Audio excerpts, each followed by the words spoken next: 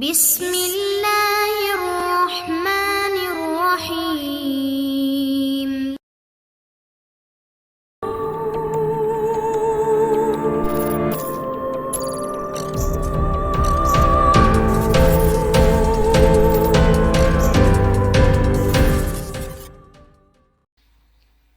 السلام علیکم دوستو، عمران سیریز ناول پرنس ونچل by Mazhar Kaleem M A. اگر آپ نے ابھی تک ہمارے چینل جاسوسی دنیا کو سبسکرائب نہیں کیا تو سبسکرائب کریں اور بیل آئیکن پر کلک کیجیے۔ پرنس ونچل کو جب ہوش آیا تو اس نے اپنے آپ کو ایک خالی کمرے میں پایا۔ جنرل میں تو وہ خاموش پڑا، حالات کا جائزہ لیتا رہا، پھر ایک جھٹکے سے اٹھ بیٹھا۔ اس نے اپنے جسم کو ٹٹولا، سب کچھ ٹھیک تھا، جیب میں ریوالور تک موجود تھا۔ اس نے ایک تائرانہ نظر کمرے پر ڈالی اور پھر دروازے کی طرف بڑھ گیا۔ دروازے کھینچ کر اس نے دیکھا تو ایک دو جھٹکے دینے کے بعد دروازہ کھل گیا۔ پرنس ونچل نے ریوالور جیب سے نکالا اور پھر دروازے سے باہر نکل آیا۔ پوری عمارت سنسان پڑی تھی۔ اس نے ادھر ادھر دیکھا اور پھر تیزی سے گیٹ کی طرف بڑھنے لگا۔ وہ بار بار اپنے ارد گرد ماحول کا جائزہ لے لیتا، مگر کہیں سے بھی کوئی مداخلت نہیں ہوئی اور وہ گیٹ تک صحیح سلامت پہنچ گیا۔ گیٹ کی چھوٹی کھڑکی کھول کر وہ چھل کر باہر نکل آیا۔ اس نے ایک لمحے کے لیے مڑ کر عمارت کی طرف دیکھا اور پھر آگے بڑھ گیا۔ یہ بات اس کی سمجھ میں نہیں آ رہی تھی کہ آخر اسے اس طرح آزاد کیوں چھوڑ دیا گیا ہے۔ جلد ہی وہ ایک ٹیکسی انگیج کرنے میں کامیاب ہو گیا۔ اس نے ٹیکسی ڈرائیور کو سیدھا چلنے کے لیے کہا۔ اس کی نظریں مسلسل بیک میرر پر جمی ہوئی تھیں۔ کئی بار اسے اپنے تعاقب کا شک ہوا، مگر جب بھی وہ کار مڑ جاتی تو اس کا شک دور ہو جاتا۔ اس نے مختلف ٹیکسیاں بدلیں اور پھر جب اسے یقین ہو گیا کہ واقعی اس کا تعاقب نہیں ہو رہا تو وہ کنگز کالونی کے ایک گوٹ پر اتر گیا۔ چوکیدار نے اسے دیکھتے ہی گیٹ کھول دیا اور پرنس ونچل چوکیدار کو محتاط رہنے کی ہدایت کرتا ہوا کوٹھی کے اندر چلا گیا۔ عمران ایک ٹیکسی ڈرائیور کے روپ میں پرنس ونچل کا تعاقب کر رہا تھا۔ اس نے دیکھا کہ سیکرٹ سروس کے ممبران بڑی ہوشیاری سے پرنس ونچل کا تعاقب کر رہے تھے اور اس کے ساتھ ہی وہ لوگ بھی کنگز کالونی کی کوٹھی پہنچ گئے۔ عمران نے ٹیکسی ایک طرف روکی اور پھر اتر کر کوٹھی کی اوپری سمت میں بڑھ گیا۔ اسے معلوم تھا کہ اس کی ہدایت کے مطابق سیکرٹ سروس کے ممبران کوٹھی کی نگرانی صرف باہر سے کریں گے۔ اوپری سمت سے اسے اندر جانے کا آسان راستہ نظر آ گیا۔ گندے پانی کا گٹر کوٹھی کے اندر سے آ رہا تھا اور اس کا مخرج کوٹھی کی دیوار سے بالکل ملا ہوا تھا۔ اس نے گٹر کا ڈھکنا اٹھایا اور پھر تیزی سے اندر اترتا چلا گیا۔ گٹر میں پانی تھوڑی مقدار میں چل رہا تھا، اس لیے عمران نے سائیڈوں پر پیر جماتے ہوئے آگے بڑھنا شروع کر دیا۔ دہانے کے قریب سیڑھیاں اوپر جا رہی تھیں۔ وہ سیڑھیاں چڑھتا ہوا تیزی سے اوپر چڑھ گیا۔ ابھی اس نے دہانے پر موجود ڈھکن ہٹانے کے لیے ہاتھ بڑھائے ہی تھے کہ اس کی کلائی پر ضربیں لگنا شروع ہو گئیں۔ عمران نے ہاتھ کھینچ لیے اور پھر گھڑی کا ونڈو بٹن کھینچ لیا۔ دوسرے لمحے گھڑی کا 6 کا ہندسہ جلنے بجھنے لگا۔ عمران سمجھ گیا کہ کال ٹائیگر کی طرف سے ہے۔ یس عمران اسپیکنگ، اوور، عمران نے دبے لہجے میں کہا اور ٹائیگر نے اسے کرنل حبیب اور غیر ملکیوں کے متعلق رپورٹ دینی شروع کر دی۔ عمران ٹائیگر کی بات سن کر چونک پڑا اور اس نے اسے مزید تفصیلات حاصل کرنے کا حکم دے دیا۔ اس کے بعد اس نے ڈھکن آہستہ سے ایک طرف کھسکایا اور گٹر سے سر باہر نکالا۔ یہ کوٹھی کی اوپری سمت تھی۔ چونکہ ارد گرد کوئی شخص نہیں تھا اس لیے عمران تیزی سے باہر نکل آیا۔ اوپری سمت میں موجود ایک کھڑکی کو جب اس نے آہستہ سے دبایا تو کھڑکی کھل گئی، شاید وہ اندر سے بند نہیں تھی۔ عمران نے کھڑکی کھول کر اندر جھانکا۔ یہ کھڑکی باتھ روم کی تھی۔ عمران کود کر اندر پہنچ گیا۔ باتھ روم کے اندرونی دروازے کے کی ہول سے اس نے دوسری طرف جھانکا۔ دوسری طرف کمرہ خالی تھا۔ اس نے ہینڈل دبایا اور پھر دروازہ کھول کر اندر داخل ہو گیا۔ کمرے میں جاتے ہی وہ ٹھٹک کر رک گیا کیونکہ اس کے ساتھ والے کمرے کے دروازوں سے کمرے کے اندر سے باتوں کی آوازیں آ رہی تھیں۔ عمران دبے قدموں بغلی دروازے کی طرف بڑھا اور پھر اس نے دروازے سے کان لگا دیا۔ دوسری طرف سے پرنس ونچل کی آواز آ رہی تھی۔ وہ شاید کسی کو کال کر رہا تھا۔ یس باس، میرا تعاقب نہیں کیا گیا، میں نے بہت اچھی طرح چیک کیا ہے، اوور، مگر یہ کیسے ہو سکتا ہے کہ وہ تمہیں وہاں لے جا کر آزاد چھوڑ دیں؟ ضرور کوئی خطرناک چال کھیلی گئی ہے۔ دوسری طرف سے ایک کرخت آواز سنائی دی۔ میں بھی اس پہلو پر سوچتا رہا ہوں، مگر کوئی بات میری سمجھ میں نہیں آئی، اس لیے میں نے مناسب سمجھا کہ آپ کو کال کر کے مزید ہدایات لے لوں، اوور۔ ٹھیک ہے، تم نے ان کا ہیڈ کوارٹر تو دیکھ لیا ہے۔ تمہارا مشن یہ ہے کہ اپنے گروپ کو ساتھ لے کر کل رات 12 بجے تک انہیں ہر قیمت پر الجھائے رکھو تاکہ میں اپنا اصل مشن کامیابی سے پورا کر لوں۔ اس کے بعد ہم سب فوراً اس ملک سے چلے جائیں گے۔ دوسری طرف سے جواب دیا گیا، ٹھیک ہے جناب، میں اپنے گروپ سمیت ان کے ہیڈ کوارٹر پر حملہ بول دیتا ہوں۔ مجھے پوری امید ہے کہ کل رات تک انہیں دوسری طرف منہ پھیرنے کی ہم فرصت ہی نہیں دیں گے۔ اوور، پرنس ونچل نے جواب دیا۔ فوری حلہ بولنے کی ضرورت نہیں، ہو سکتا ہے تم کل رات تک انہیں الجھائے رکھو۔ آرام و اطمینان سے کام کرو، جلدی کی ضرورت نہیں ہے۔ ہیڈ کوارٹر کی نگرانی جاری رکھو۔ اس احمق عمران کی ضرور مکمل نگرانی ہونی چاہیے، اور وقتاً فوقتاً کوئی ایسی حرکت کرتے رہو جس سے وہ تمہارے معاملے میں ہی الجھے رہیں اور اصل مشن کی انہیں ہوا بھی نہ لگ سکے۔ اوور، کرخت آواز میں ہدایات دی گئی۔ ٹھیک ہے باس، مگر کیا اصل مشن کے دوران میری اور میرے گروپ کی ضرورت نہیں پڑے گی؟ اوور، پرنس ونچل نے پوچھا۔ یہ بعد میں دیکھا جائے گا، دوسرے گروپ کی نفری ہی کافی ہے اور وہ سب ایسے کاموں میں پوری مہارت رکھتے ہیں۔ بہرحال ابھی مجھے تفصیلی رپورٹ کا انتظار ہے۔ آج رات انتظامات کی مکمل رپورٹ ملنے کے بعد میں تفصیلی پروگرام مرتب کروں گا۔ اس کے بعد اگر تم لوگوں کی ضرورت پڑی تو تمہیں کال کر لوں گا۔ اوور، دوسری طرف سے بتلایا گیا۔ ٹھیک ہے جناب، میں کال کا منتظر رہوں گا۔ اوور، پرنس ونچل نے انتہائی مدبانہ لہجے میں جواب دیا۔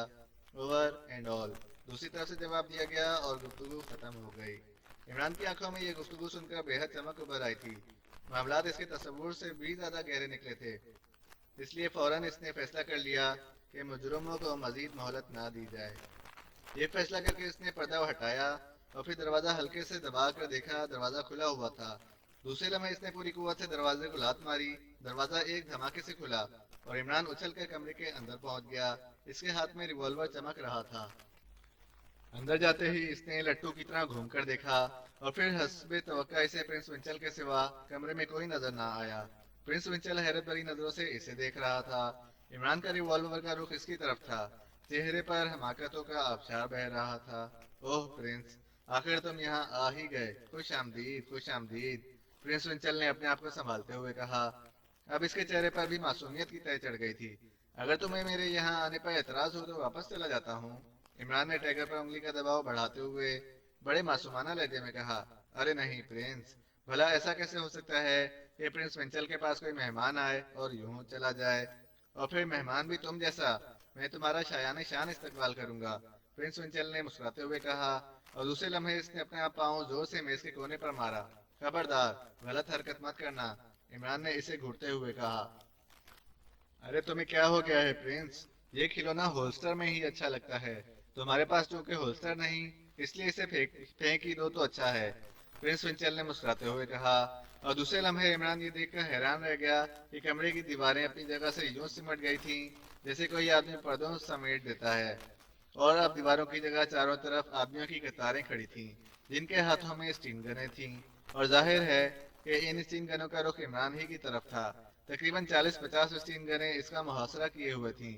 عمران کی آنکھوں میں ایک لمحے کے لیے تشویش کی لہر ابھری، مگر دوسرے لمحے اس نے ہاتھ میں پکڑا ہوا ریوالور ایک طرف پھینک دیا۔ یہ بات ہوئی نا پرنس، تم اچھے بچوں کی طرح بڑوں کا کہنا مان دیتے ہو، پرنس ونچل نے آگے بڑھتے ہوئے کہا اور عمران کے قریب آ کر رک گیا۔ اس کی آنکھوں میں پراسرار سی چمک تھی۔ کیا تم اکیلے آئے ہو پرنس؟ تمہارا باڈی گارڈ دستہ کہاں ہے؟ ویسے تمہارا باڈی گارڈ دستہ بہت تیز ہے، انہوں نے بیچ لگژری پر خوب کارنامہ انجام دیا تھا۔ بہت چیک رہے ہو پرنس، مگر تم شاید نہیں جانتے کہ پرنس آف ڈمپ اکیلا ہی اپنی ذات میں باڈی گارڈ دستہ رکھتا ہے۔ تم نے دیکھ ہی لیا تھا کہ میں کس طرح تمہیں اٹھا کر شاہی محل میں لے گیا تھا، عمران نے بڑے اطمینان بھرے لہجے میں کہا۔ مگر پھر چھوڑ کیوں دیا تھا؟ پرنس ونچل نے الجھے ہوئے لہجے میں کہا۔ تو کیا میں تمہارا اچار ڈالتا؟ عمران نے منہ بناتے ہوئے کہا۔ بہرحال کچھ بھی ہو، میں تمہاری چالاکی کی داد دیتا ہوں کہ تم نے کس طرح میرا تعاقب کیا ہے، حالانکہ میں نے چیک بھی کیا تھا، پرنس ونچل نے تجسس آمیز لہجے میں کہا۔ ابھی تم نہ جانے میری کس کس ادا کی داد دو گے۔ بہرحال میں نے ہر قیمت پر یہ ثابت کرنا ہے کہ احمق اعظم کے خطاب کا تمہارے بجائے میں زیادہ حقدار ہوں، عمران نے بڑے اطمینان بھرے لہجے میں جواب دیا۔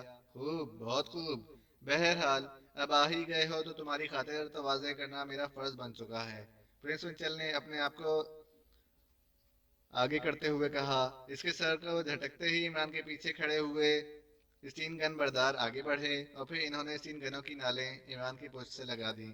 اسے مہمانوں کے خصوصی کمرے میں لے جاؤ اور جتنی جلدی ہو سکے خاطر تواضع کرو، یہ ہمارا مہمان ہے، بس اس کا خیال رکھنا کہ یہ ذرا شرارتی قسم کا مہمان ہے۔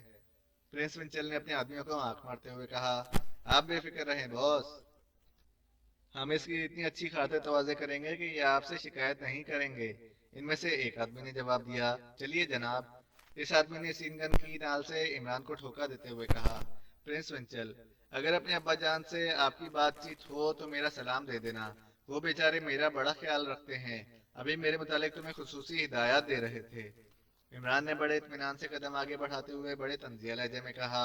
प्रिंस विंचल ने जवाब देने की बजाय दांत भींच लिए और इमरान बड़े इत्मीनान से चलता हुआ दरवाजे की तरफ बढ़ गया। घड़ी का विंड बटन वो काफी पहले खींच चुका था। दरवाजे पर मौजूद पहरेदार इनके करीब पहुंचते ही एक तरफ हट गए और इमरान शाहाना अंदाज में चलता हुआ इनके करीब पहुंच गया। सामने एक मुख्तसर सी राहदारी थी जो दाएं तरफ मुड़ गई थी। इमरान ने राहदारी में आते ही अपने कदम तेज कर दिए। राहदारी को देखकर इसका रेडीमेड जहन एक मंसूबा तक पहुंच चुका था और फिर जैसे ही वो मोड़ के करीब आया, इसने तेजी से मोड़ काटा और रुक गया। इसके पीछे आने वाले भी भागकर आगे बढ़े और सबसे पहले आने वाले दो आदमी इमरान की जद में आ गए। इमरान ने बड़ी फुर्ती से एक की स्टीन गन पर हाथ डाला और दूसरे के पेट में भरपूर लात जमा दी। स्टीन गन इसके हाथ में आ चुकी थी। इसी लम्हे चार आदमी और भी सामने आ गए और इमरान ने एकदम नीचे बैठते हुए स्टीन गन का फायर खोल दिया और वो चारों गोलियों की बारिश में उछलकर पुष्ट के बल नीचे गिरे। इसी लम्हे इमरान की स्टीन गन घूमी और बाकी दो भी अपने अंजाम को पहुंच गए। ये सब कुछ इतनी फुर्ती से हुआ कि इनमें से किसी को जवाबी हमले की मोहलत ही ना मिल सकी। इमरान इनको खत्म करते ही तेजी से वापस प्रिंस विंचल के कमरे की तरफ बढ़ा। अभी इसने चंद कदम ही उठाए होंगे कि अचानक कमरे का दरवाजा गायब हो गया। अब वहां दरवाजे की जगह सपाट दीवार थी। इमरान फुर्ती से पीछे मुड़ा, मगर वहां भी अब मोड़ से पहले ठोस दीवार ने इसका रास्ता रोक लिया था और इमरान इस संगीन कैद में फंस कर रह गया। इसके चारों तरफ दीवारें ही दीवारें थीं, बेरहम और ठोस दीवारें। हा हा हा, प्रिंस, आखिर तुम अपने अंजाम पे पहुंच ही गए। अभी चंद लम्हों बाद तुम्हारा जिस्म शहद की मक्खियों का छत्ता बन जाएगा। प्रिंस विंचल की आवाज और खौफनाक कहकहे राहदारी में गूंज उठे। इमरान ने इसे जवाब देने की बजाय एक बार फिर राहदारी में नजरें घुमाई। वो अपने बचाव का कोई रास्ता ढूंढना चाहता था, मगर इसकी नजरें संगीन दीवारों से टकराकर पलट आईं। अच्छा अली इमरान, अल मारूफ प्रिंस ऑफ ढम, अब हमारी और तुम्हारी मुलाकात क़यामत को ही होगी, बाकी बातचीत भी वहीं होगी। प्रिंस विंचल की आवाज सुनाई दी। ओके, बाय बाय, मैं खुद इस दुनिया से तंग आ चुका हूँ, कम से कम जन्नत में हूरें तो मिलेंगी। इमरान ने भी जवाब में हंसते हुए कहा, हूरें तो मैं तुम्हारी लाश पर भी भेज दूंगा, बेफिक्र रहो। प्रिंस विंचल का जवाब सुनाई दिया, अगर ऐसी बात है तो मैं मरने के लिए वाकई संजीदा हो जाता हूँ, मगर ख्याल रखना कहीं तुम अपना वादा वफा ना करो और मुझे दोबारा इस बेवफा दुनिया में आना पड़े। इमरान ने जवाब दिया। इस दौरान वो आहिस्ता आहिस्ता खिसकता हुआ ऐन इस जगह पहुंच गया जहां पहले दरवाजा था। इसका ख्याल था चूंकि ये जगह मैकेनिज्म से पुर की गई है, इसलिए जाहिर है कि यहाँ से फायरिंग नहीं की जा सकती। बेफिक्र रहो, बाय बाय, अलविदा। प्रिंस विंचल की आवाज सुनाई दी और फिर खामोशी छा गई।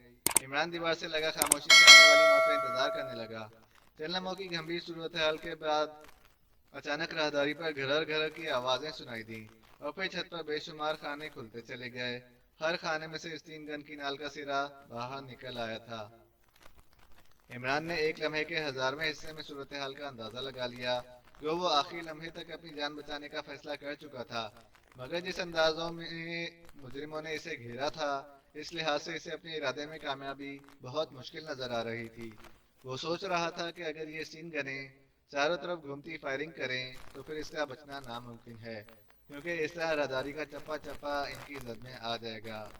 सिर्फ इस सूरत में बचाव की उम्मीद है कि स्टीन गनें सर्कल में ना घूमें, मगर जब दूसरे लम्हे इसका ख्याल गलत साबित हो गया। छत से झांकती हुई मशीन गनों की नालों ने बड़ी तेजी से एक दायरे में हरकत की और इससे पहले कि ईमान कुछ और सोचता, मशीन गनों ने बेतहाशा फायरिंग उगलनी शुरू कर दी। पूरी राहदारी में गोलियों की फायरिंग सी हो गई। एक एक इंच पर गोलियों की बौछार हो रही थी। इस सूरत में जाहिर है कि ईमान बेचारे को कलमा पढ़ने की फुर्सत भी कहाँ मिल सकती थी।